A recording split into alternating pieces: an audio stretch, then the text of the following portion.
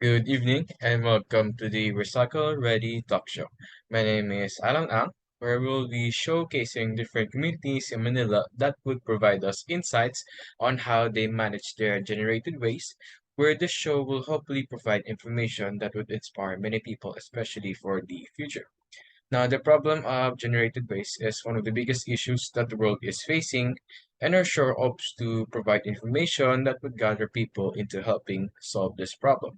Because the management of these hazardous waste can contaminate land, air, and water, which would negatively affect our own health, especially on the conditions of our environment. And for today's show, we'll be having three guests that would introduce us to their community and provide us details about how their area handles the problem of generated waste. Now, what are we waiting for? Let me introduce to you our guests for today, who are Angela Bello, Brent Howe, and Nero C. Let us give them a warm round of applause.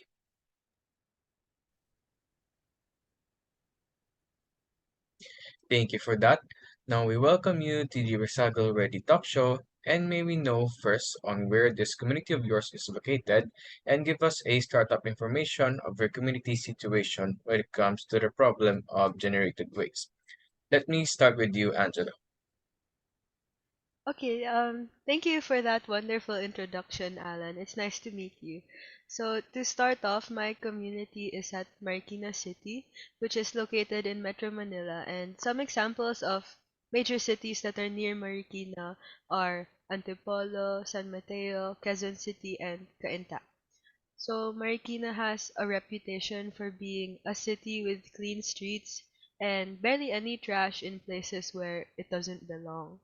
And although the city generates a good chunk of waste, or 350 tons to be exact, it's still managed properly and efficiently by those in charge. Marikina actually has a centralized facility where they store both recyclable and non-recyclable materials, and they make a profit by selling the recyclable materials, and the rest of it are taken to a sanitary landfill. So that's the reason why the trash is, well, it looks like Marikina is a relatively clean That's city. really a good method, no? When it comes to those people who want to participate in selling materials for earning money, and it really looks like your community has a large land for you to do the sanity landfill. And thank you for that, Angela. Now let us move on to Brent. Where is your community located, and how is your situation going with the problem of generated waste? So basically, my community is in San Juan, which is located also in Metro Manila. It is bordered by cities of Mandaluyong to the south, Quezon City to the north and east, and the city of Manila to the west. The city is geographically located at Metro Manila's approximate center, and it's also the country's smallest city in terms of land area. San Juan is also a highly urbanized city with a population of over 120,000 people. The situation of generated waste in San Juan is a major concern. The city generates an estimated of 1,500 tons of waste per day, and only a small fraction of this waste is recycled, where the majority of the waste is sent to the sanitary landfills. It's really interesting to see that your community is also using the sanitary landfill, even though you mentioned that your land area is small, where I am assuming that your community is trying to manage the waste both by distributing this to the landfills and by recycling it, which is a really good method where at the same time it's really hard to see that your community is facing this problem as a major concern.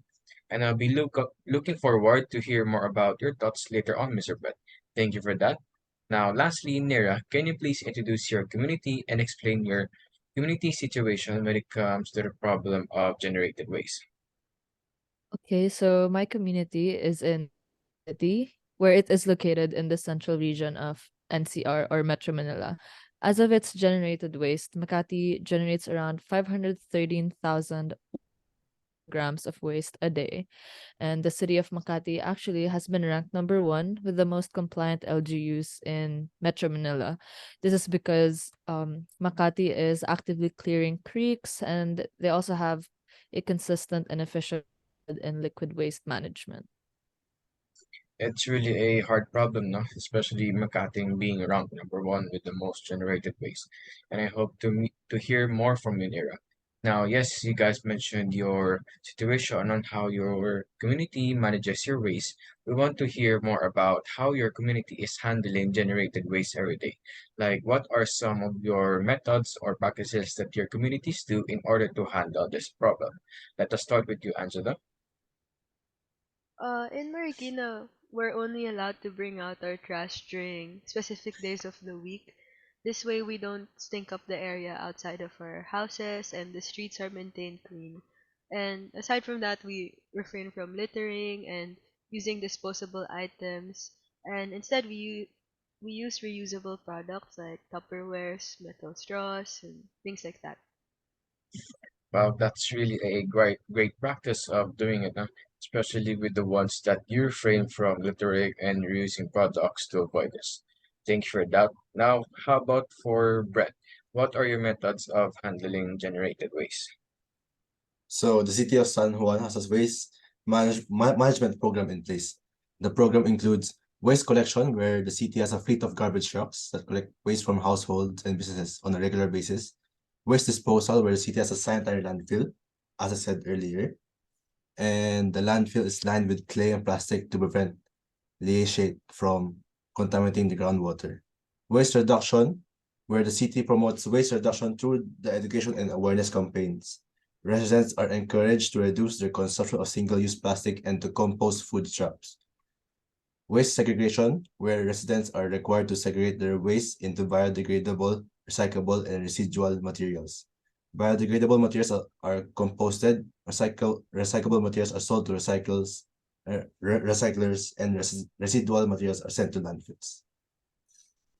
I love how you specifically name these methods, and what I like about this is the waste segregation that requires the residents to segregate their waste, where this would help not only for the residents to earn money, but this would also help the community lessening the cost of the problem by recycling the waste. Thank you for that. Now, for Naira, what are your thoughts about your community's way of managing waste?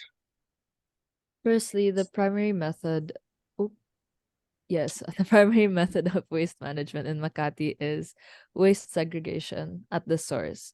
So that includes segregating non-recyclable materials, recyclable materials, and the likes. So Makati enforces strict waste segregation policies for both residents and businesses alike. Next, there are MRFs, or material recovery facilities, and they are in place around Makati to collect recyclable materials. This is done in order to reduce the amount of waste sent to landfills. With this, there are also the conduction of public education campaigns in order to promote waste reduction and segregation, with seminars and outreach programs supporting these campaigns.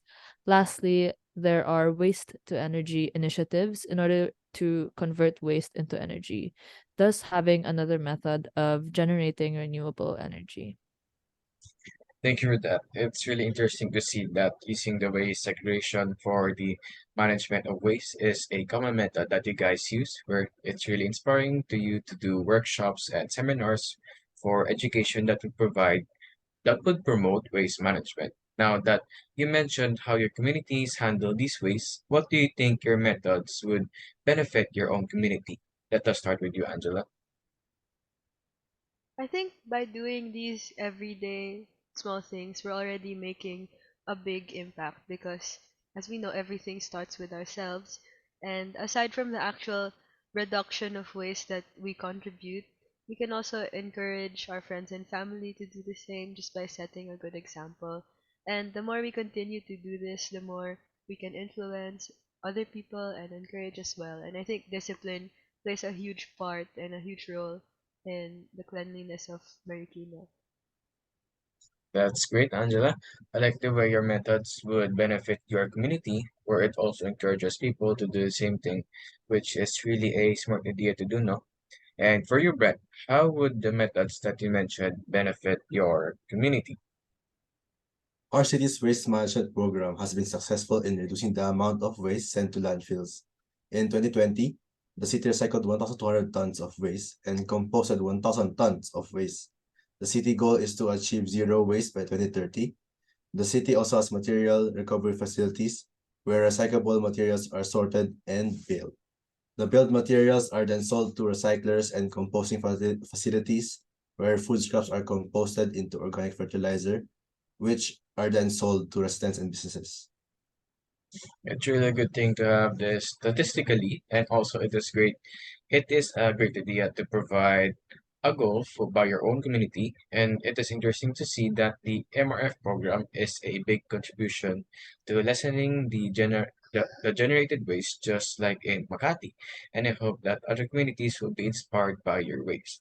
Lastly, for Naira, how would your method benefit your community? Having being the number one city within NCR to have the most compliant LGU residents and businesses when it comes to implementing waste management policies, ultimately benefit the community, the country, and the earth as a whole as well. With waste segregation, strict policies, material recovery facilities, and more, those in the community can learn about the importance of waste management and how not managing waste harms the environment.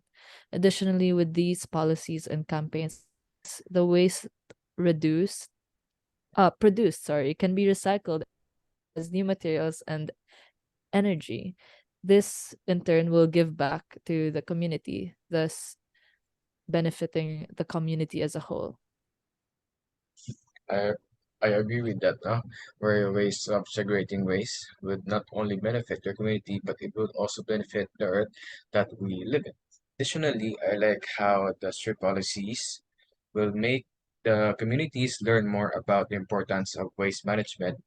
So to conclude our episode for the show, let me ask for my final question, which is what do you think is the future of waste management?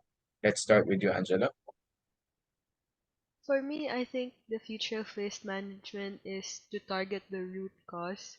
So we can do this by lessening the waste we produce in our day-to-day lives, like printed receipts, plastic straws, like I mentioned, disposable utensils, one-time use plastic bags, and things like that. Aside from these, hopefully in the future, big companies also, like companies that produce chips, snacks, and other goods, can also replace their packaging with more sustainable alternatives because I think they play a huge role in the amount of waste we produce, and it's something we can't control individually. And I think it would be a great help if we both lessen the waste we produce while at the same time repurposing or recycling the waste that we're not able to eliminate. So we help in more ways than one. Good idea there when it comes to companies that would create more sustainable alternatives, which is really a big help for the environment. Now, how about for you, Mr. Ben? What do you think is the future of waste management? I also agree with Miss Angela's point, which is lessening our use of single plastic bags and things like that. But there is a need to move away from traditional waste management methods such as landfills and incinerations and towards more sustainable methods uh, because they are both harmful to the environment and they are not sustainable in the long term.